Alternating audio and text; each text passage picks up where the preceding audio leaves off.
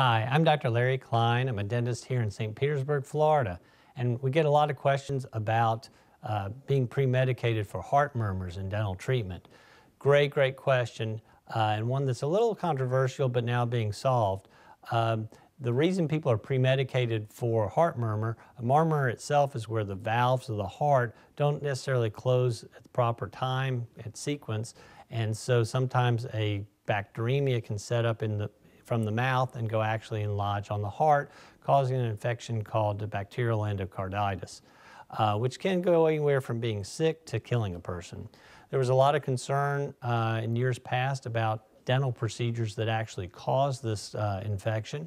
And in the past, people have been pre-medicated with antibiotics before any sort of treatment. As of April 2007, the American Heart Association has said that a lot of these pre-medications do not have to be done prior to dental treatment.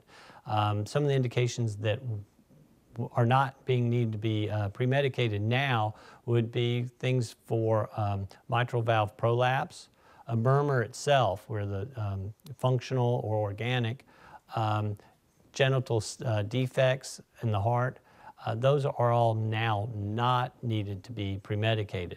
There are still several that are pre-medicated, and that would be anyone with previous history of endocarditis, people that have had a serious congenital heart defect, and also people that have had a valve replacement. So if you have any other questions concerning pre-medication for a murmur and what the American Heart Association recommends, please get in touch with me, Dr. Larry Klein, here in St. Petersburg, Florida.